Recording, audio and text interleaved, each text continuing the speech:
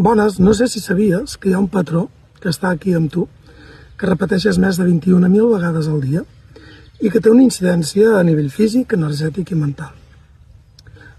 Des de la mirada holística de la persona hi ha un cos físic, un cos energètic i un cos mental. Dins del cos mental hi ha la part conscient, la que està en el subconscient i la que és inconscient.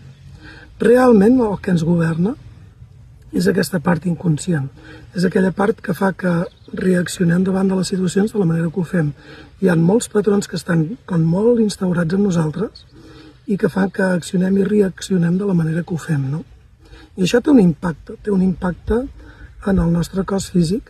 Hi ha moltes coses que quan tu reacciones genera un impacte en el teu cos, es tanca la boca de l'estómac, es bloqueja el diafragma, tensiones les teves espatlles, les teves cervicals. Llavors, lo interessant, el que ens convida a la pràctica és anar veient tots aquests patrons inconscients per alliberar-nos d'ells. Com fer conscients aquests patrons?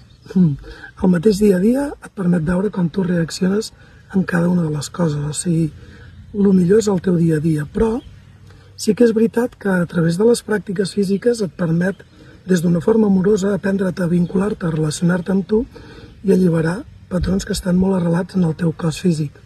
Però hi ha la respiració que tu repeteixes 21.000 vegades com a mínim al dia, que tu imagina l'impacte que té tindre un patró que tu repeteixes tants cops al teu dia a dia i que no és un patró orgànic.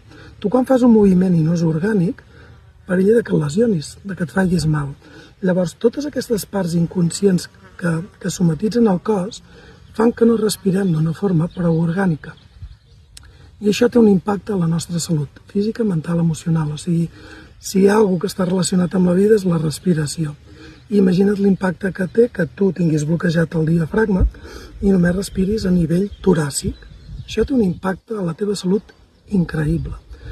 La invitació quina és? La invitació és que comencis a parar, a mirar el teu patró de respiració, si és abdominal, si és toràcic, coses molt simples, però no per si ho fas bé o ho fas malament. No va d'això.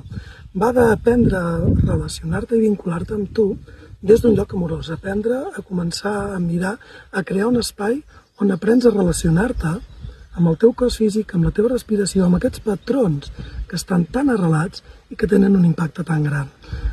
Res, simplement compartir, no és perquè en sàpiga, simplement jo estic aprenent també a través d'aquestes pràctiques. És una invitació a compartir, a començar a posar mirada i si et ve de gust de vindre a les classes perquè sents que tu sola et costa i vols entrar dins de la comunitat, seràs benvinguda. Salut!